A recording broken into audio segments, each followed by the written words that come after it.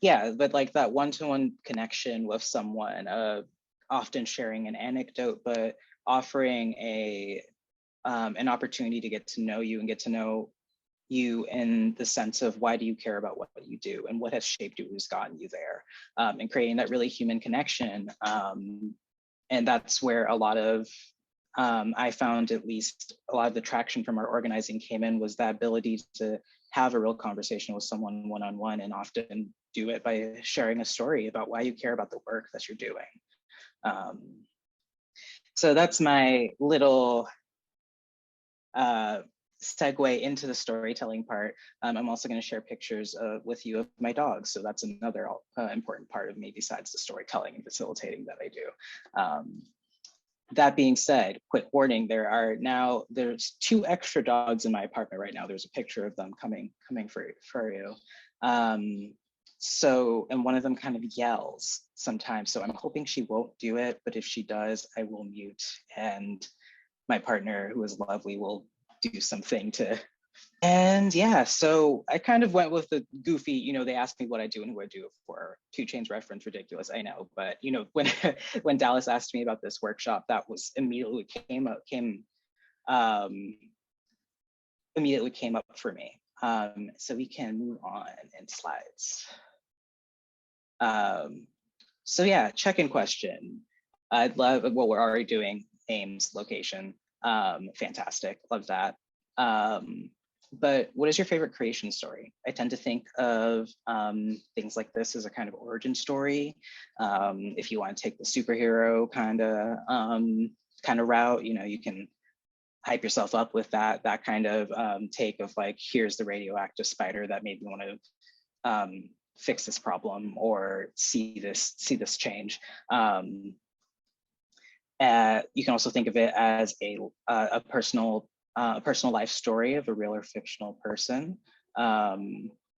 Parable, creation, myth, religious or spiritual story, a fable, some inspiring anecdote, or like something. My given name is quite unique. And one of my first pieces of writing was a backstory about my name, and that required tracing back like through my parents and things that led up to that point of why they gave me that name and what it came from. So I'm gonna shut up and read some of your responses now. I'm really glad y'all are here. Thank you for coming through. I really like the Static Shock origin story. Yeah, I really like his. For those who aren't familiar, there is a DC superhero named Static Shock, Virgil Hawkins. He is a Black young man, and there's like this calamity, I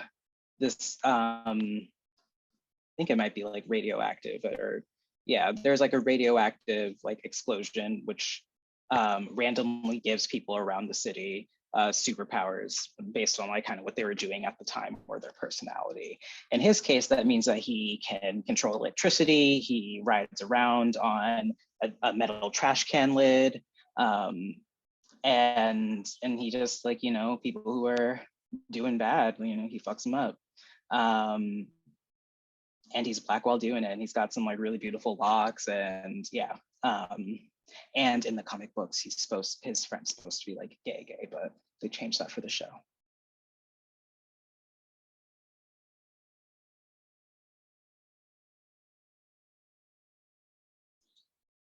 I just saw Donna.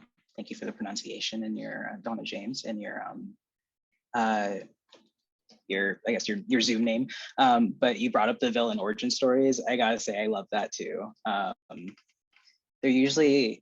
They're usually more compelling than I think like the good guy origin stories, I find.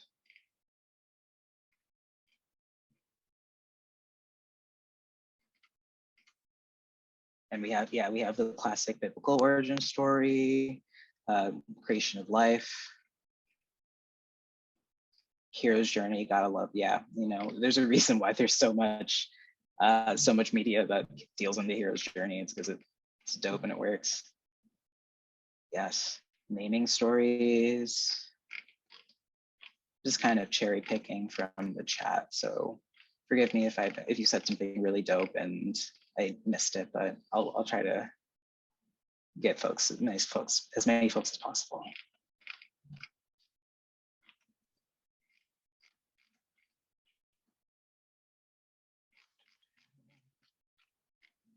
I love that a lot of people in the chat are naming that the origin story for their name is also something that's very, one of their favorite origin stories. I also have a name story that is important to me. So names and identities for sure. Yes. Stories get passed down to our names, and stories get passed down. That's why we get our names. It's very, very important in shaping. I think it's really dope. Hi, my name is Yes. Dion. I was wondering if I could follow that trend with the name story.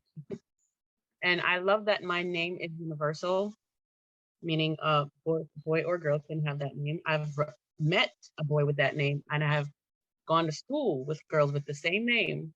But what I find out as I grow older with my name, simple as it is, if you say it right, you'll spell it wrong. But if you say it wrong, you'll spell it right. But I also realized that for as this name in particular, I can name quite a few people who are famous with that name. I was going to say also, yeah, go ahead. My high school teacher calls me Deanna the Bellman. Also, people that first met me say, like, Celine Dion? I said, yeah, but I don't sing.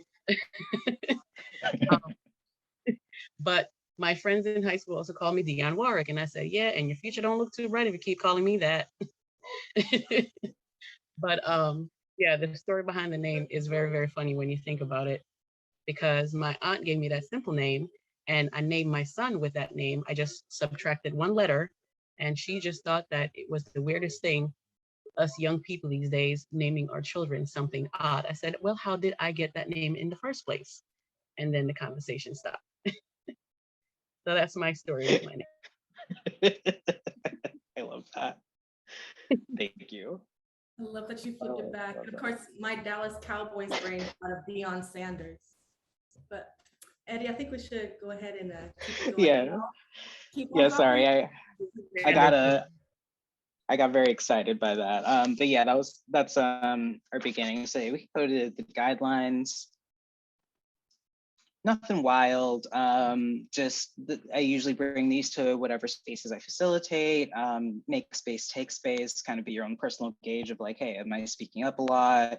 Like, I mean, this is not quite as like relevant in Zoom, but it's especially with this structure, but this idea of like, do you find that you want to participate more? Do you find that you have a way to engage? That's the personal goal. Go for it. If you feel like you're doing a bit much, make more space for others. Use I statements as much as possible. Helps us avoid generalization. Take care of your needs without judgment. That means biological, emotional, animal. If sensitive things are shared in the space, take the message and leave the specifics. And I request a kind of balance of assuming good intent with understanding that intention does not erase impact. Ask questions. If I say something that is just like off the wall and you're like, wow, what does that even mean? Please ask, because sometimes sometimes I didn't make sense. And you weren't the only person. And so we're gonna try to make this a brave space as opposed to safe space. Safe spaces, I think, kind of are built to fail because. All right. Sorry. Oh, okay. Yeah, it kind of sets up for failure because what happens when this is shattered? You have no real recourse. If you go from this way of intention of creating space that people can speak up, that's a bit more, I think, a bit more actionable. And we can go to our next slide.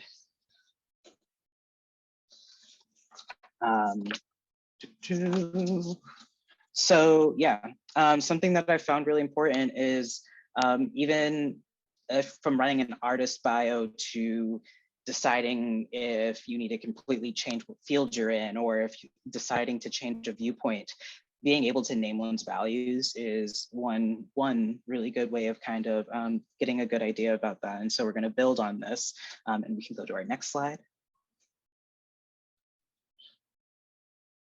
So we've got an exercise. This is one thing, this is something like if you find yourself thinking really hard about it, try to relax that. This is really just our jumping point. So there's going to be this list of words. So skim this list of words and values, write down ones that resonate with you. If it comes up. Give me 1 second. That link that I just dropped now is the worksheet for the whole workshop. And the next link that I'm going to drop is the one for the list of words. So go ahead. So, so yeah, if it comes up, write down a few that you actively reject. If you get to a word and it's like, wow, I hate that word, write that down too. That's also a lot of information. Prioritize the ones that you identify with. Consider yourself as a whole person, as well as the roles that you take on in the community. Then after that, you're going to take the words you selected and try to get them down to 5 or fewer buckets, and organize according to what works for you organically.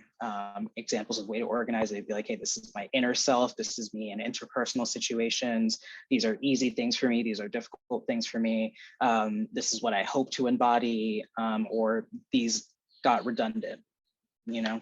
So let's do that for, and what did I write down? We're gonna do that for about 12 minutes.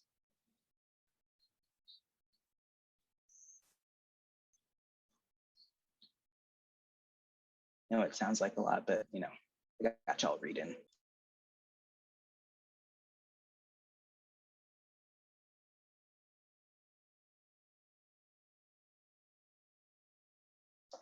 All right, so yeah, well, I mean, just thank you for doing the exercise with me. I'm hoping it's feeling all right.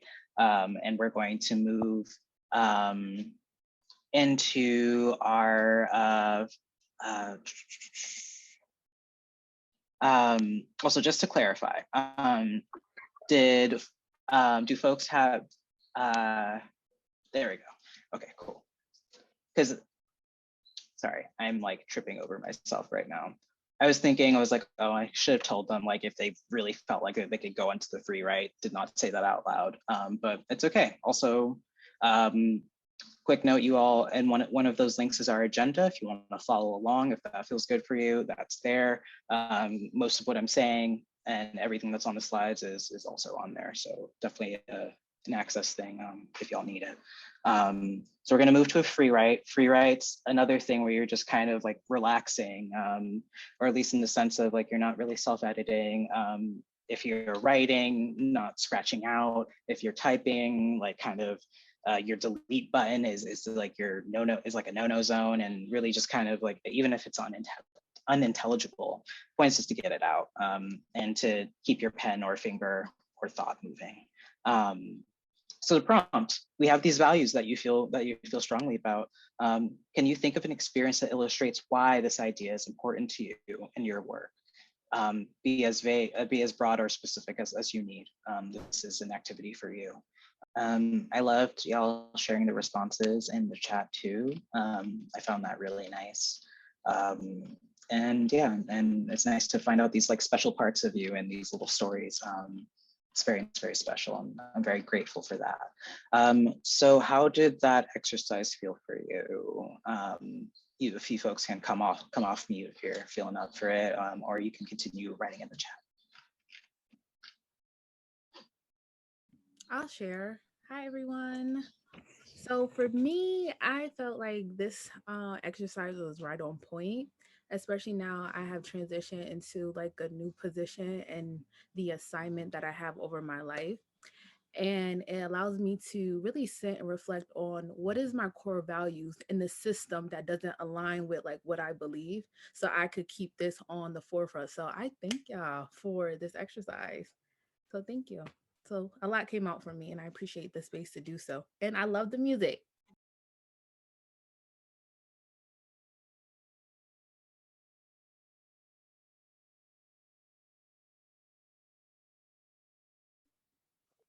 Hi there. So I just say I wrote my stuff down and I realized that I actually love the exercise of writing, just free writing, because I usually do that.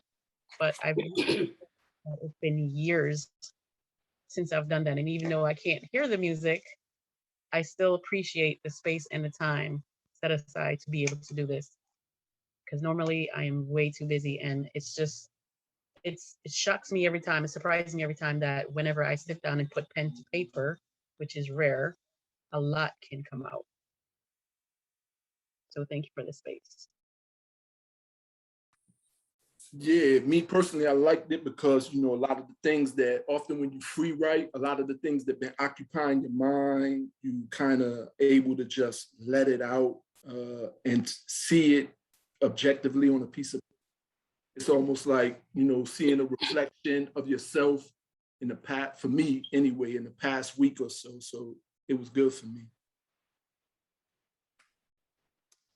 Hi, everyone. I'm Dolores. I like reading all of the words because a lot of them triggered some things for me. And the word that triggered most for me was the idea of safety. And I felt like I could just write on and on and on about the idea of feeling safe in this environment. So it's very therapeutic to write about my feelings about what's going on around me and whether I now feel safe as a person. Thank you all so much for, oh yeah, go ahead. Go ahead.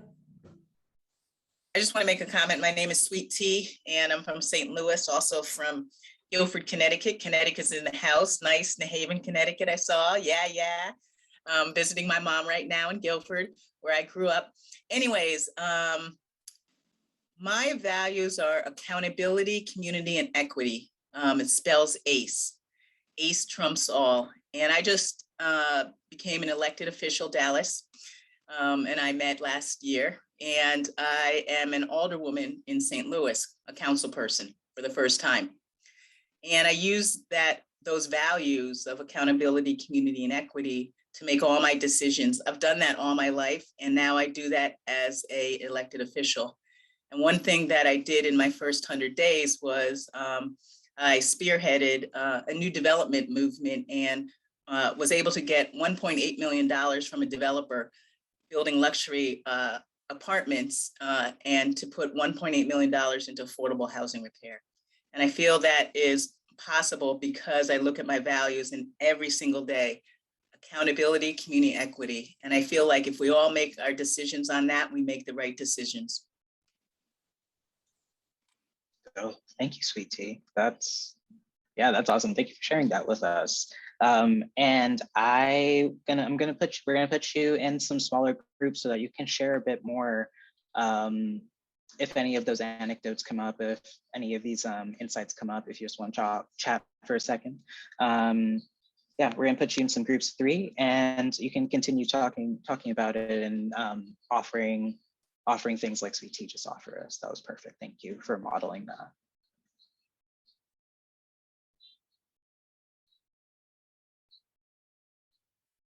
And we're going to be in breakout groups for about 5 minutes. Yeah, just open up the breakout room. I'm going to stay out. Eddie, I'll be able to bounce you through each one. So everybody should have gotten their invitation to join the breakout rooms. I see folks. Sweet. Joining. Cool. I see folks joining. Good. All right. We'll catch y'all in 5 minutes. Mm-hmm. What makes an effective personal story? I think I have some questions on the next slide. Yes. So think of a time someone shared a personal story that shifted how you think in a major way on an issue important to them. This can include a memoir or biography. Who hasn't been energized by Asada or Zami Anu's spelling of my name, or another media form for personal narrative. It doesn't matter what it is.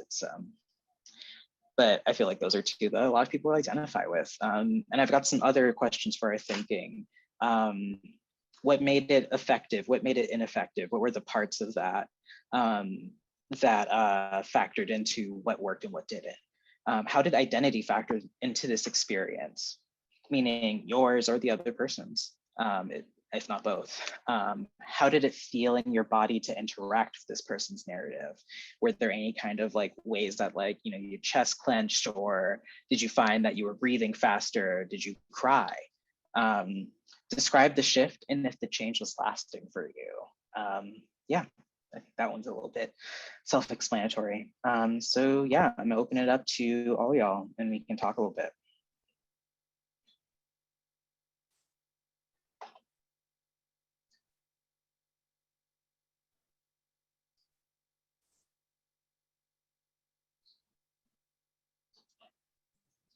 Thinking about a good personal story, but for sure, I mean, you've named here the Asada Shakur book.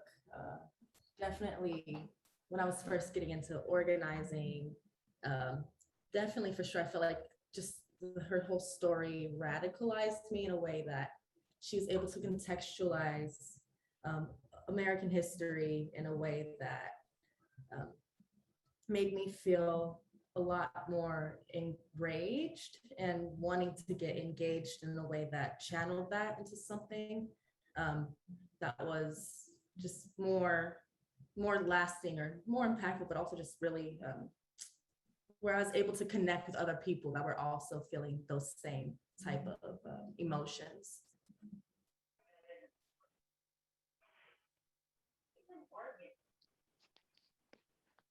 I can remember, can everyone hear me? Sure.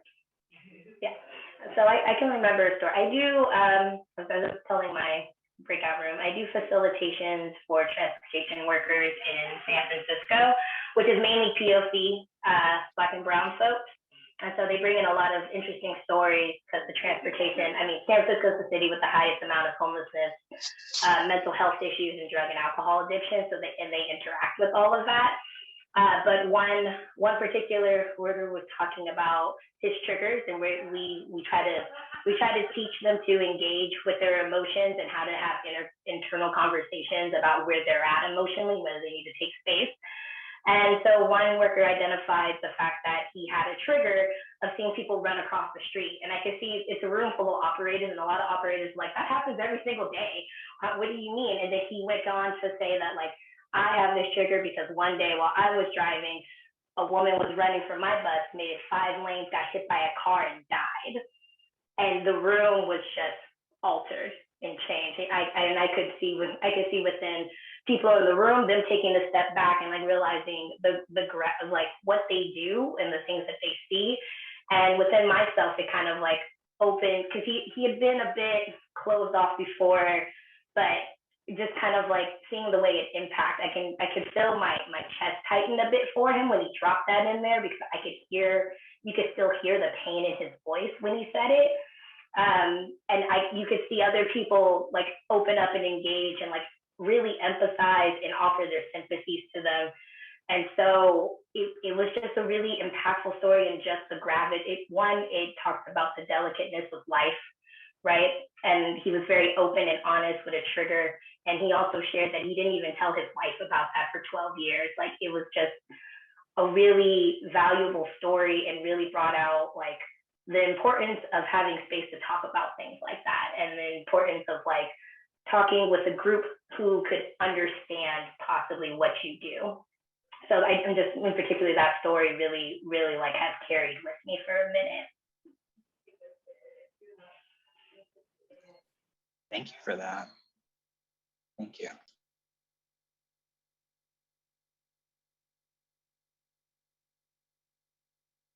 I see Simone has a hand raised. Go ahead, Simone. Yeah, let's see.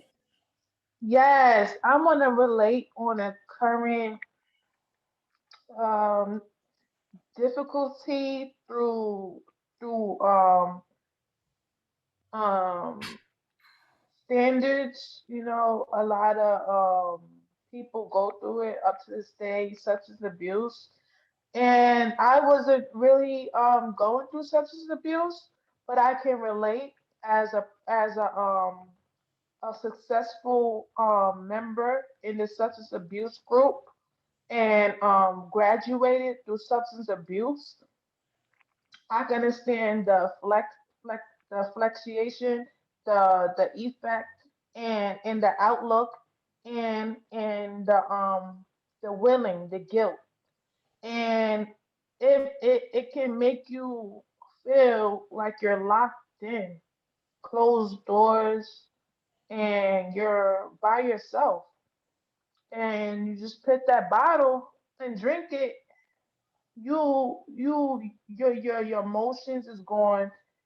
Your chances of your losses are completely drained through the alcohol, and or any of substance abuse.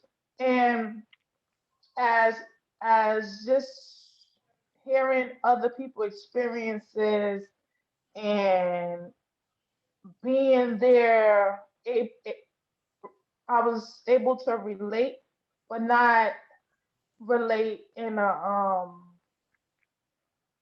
a person of as if I was a such as if I was actually as if I actually needed substance abuse. But then again, it could have. Then again, I did need it because it was helpful for prevention. So I just feel like as in a person going through daily struggles or or any any concerns through difficulties of just socializing, it can be a barrier. And I feel like you get out there, when it comes to substance abuse, automatically you're a different identity. You're in a different crowd. Because that's what alcohol does and drugs does. People look at you different. You're not the same person. It leads you somewhere you just don't want to be until you come to an understanding and a safe of comfort within yourself, or just being reliable to others, that you understand that help was needed, and you no longer want to be that person. Well, Uh,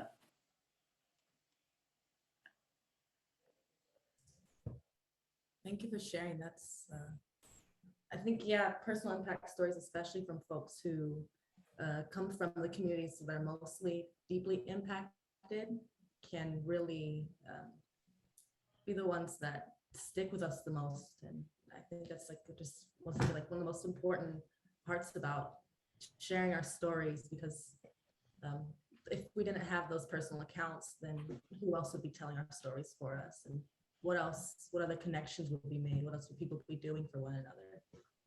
So thank you for sharing that. Just for time's sake, I'm gonna go ahead and pass it back to Eddie, but for folks who are, if they're still feeling compelled to, we'd love for folks to drop into the chat. Speaking of, Thank you, Dallas. yeah, go ahead. Yeah, wow, thank you so much. Thank you so much. Oh, I'm just reading a message really quickly. Yes, absolutely. For anyone wondering, I believe Dallas during the break was talking about everyone, if you RSVP'd, you will get the recordings for this and the previous ones. Sweet. Yeah, so yeah, everyone's gonna get that if you RSVP'd, and y'all are dope. For coming. Sweet. Okay. So yeah, I'm just taking a moment to really sit with what y'all brought up and offered to the space, and just thank you. It's really special. Like your stories also reflected, that vulnerability is a very special and powerful thing. So I definitely want to acknowledge that, like very, very intentionally. So yeah, definitely keep dropping things in the chat if things are coming up, interact with each other. And I want to just wrap it up with this last part about gauging your capacity.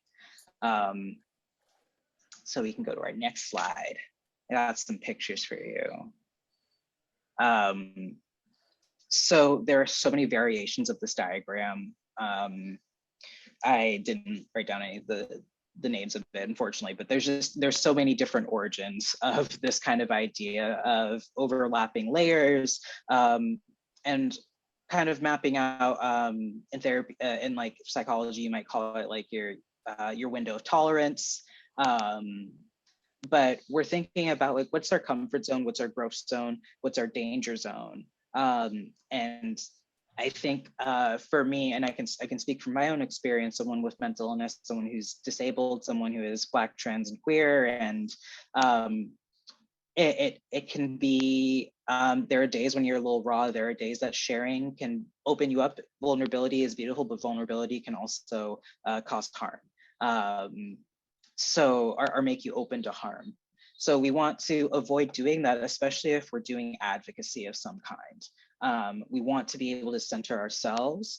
I know that there's a certain feeling in my body when I feel like I overextended myself or went out of my comfort zone too much, and I'm not quite snapping back the way that I wish I would. It almost kind of feels like a hangover for me.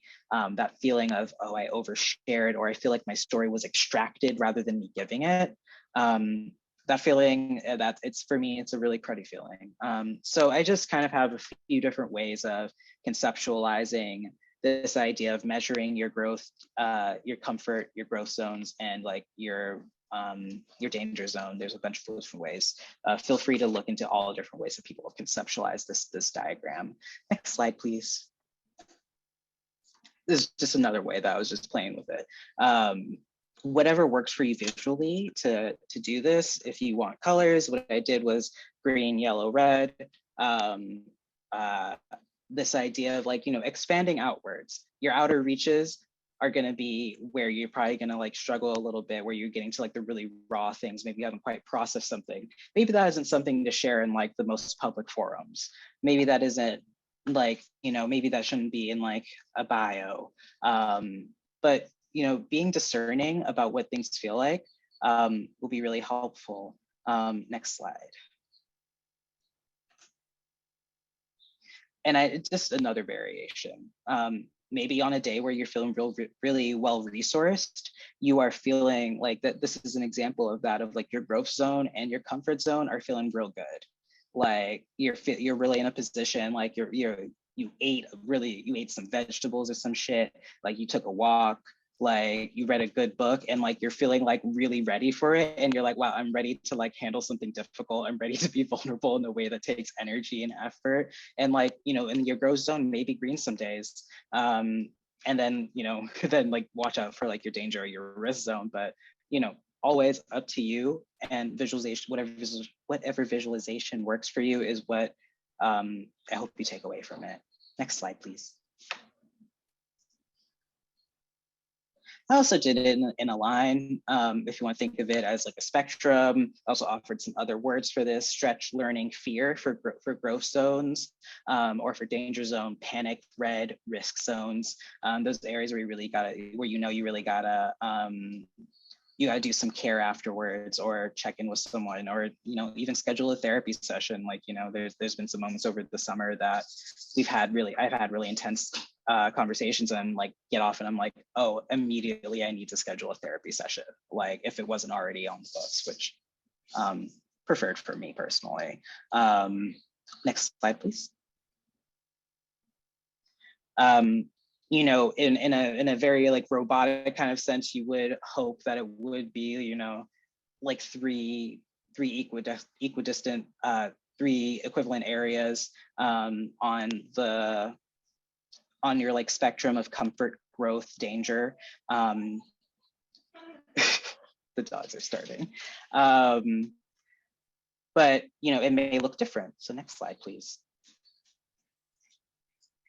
Again, kind of like harping on that, like it's gonna change day by day, and it's going to change according to who you are, what these are. And I hope that this is a tool that I can offer, just one of many that I can offer, whether you're looking at these like kind of like circles, kind of like a map that shows altitude or this line. There's so many ways to engage with this. But keep in mind, like, you know, if you know that, give an example, like, you know, if there's some kind of like commission meeting where people are offering public testimony. If you know that something is really difficult to share, if you're sharing it for the first time, might not be that space, or if you're going to if you're going to do it, have a plan in place to take care of yourself. Because sharing ideally shouldn't deplete us, especially if we're doing this for our work. And we need to be able to get up in the next day, and or if you have kids to take care of, or if you have other aspects to take care of, keep in mind, like, if it feels really uncomfortable, really engage with that feeling and respect it, because it's telling you something. Next slide. Boom. And we're done. And thank you so much for bearing with me as we went over. I really think y'all have been awesome, and I really appreciated your comments and your stories and your attention. Thank you all for joining the beginning of the workshop. We have one last part. I'm going to do the closing and show you how to get onto this video project, and show you how to follow up with some other volunteer opportunities we got here. So once again, if you need to go ahead and go, but we're going to continue on. Thank you all. If you have any questions for Eddie, please drop them in the chat. I'll also make sure that we follow up with our email. We get our organizational email so you can follow up with questions, but then also we're going to be sending out a follow-up email with all of these materials, so you can respond to that with any questions that you have as well. Speaking of, you know, writing our stories, we also want to get folks to, if they would like to, and if they have the capacity to, be able to actually create a basically a video of everybody that is doing this storytelling work, and everybody that is getting involved with action, especially at Black Futures Lab.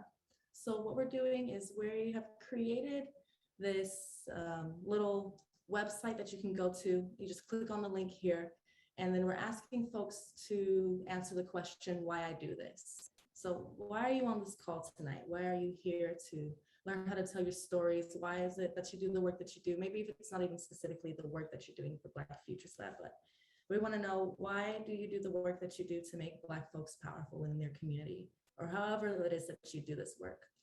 So I'm going to drop this link into the chat right here, and this will take you to the website. Let me go ahead and share my screen. Can y'all see that? This new website here, shared here. Okay. Give me, let's see, 1 second. Okay. So once you click on that link, it'll take you to this place called Soapbox. So what you're going to do is you're going to create a video. I'm going to just do this live real quick. So why I do this. The question is, tell us why you're volunteering with the Black Futures Lab, or deeper than that, share kind of like your story of self that you were starting to write tonight. This will be the place where we'd love to have the video recording, so we can basically create a video montage and show people this is who we are here at Black Futures Lab. This is why we're organizing, and this is the story of us. So I'll click record my video. You can do this on your phone or your computer. So now it is connected to my computer camera. So my question, it should say, oh, it should give you a countdown, 3, 2, 1. And so this video here will give you 180 seconds to record your story, your message, your reason why you take action, or your reason why however you show up in the community in the way that you feel is important. And that brings you here with this volunteer community. And then you will submit that. And then you'll click submit video. And then you'll enter your most important information is first name, last name, and then your email.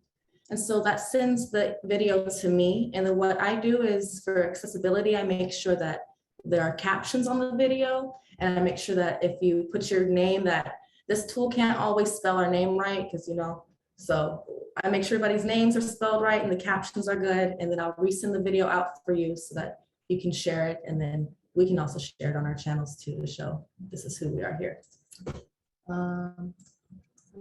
So just best practices about videos. You're going to go to the video link that I dropped here in the chat. I'm going to make sure that y'all get that in the follow-up email as well.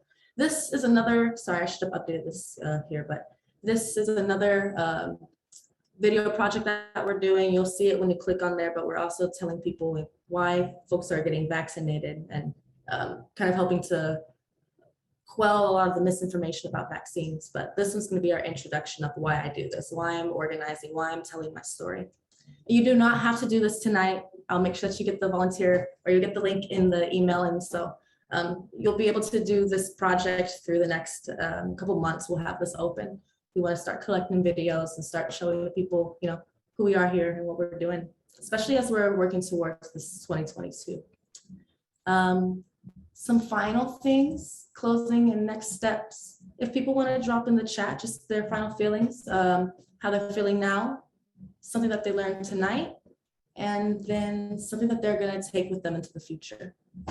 And while folks are answering those prompts and those questions, I want to go ahead and share, we have a volunteer orientation coming up next Wednesday night for anybody who is interested in not just doing storytelling, but also just learning more about Black Futures Lab in general and all of the other different volunteer opportunities that we're going to be doing for the rest of the year, really, especially as we're wrapping up our big summer of action.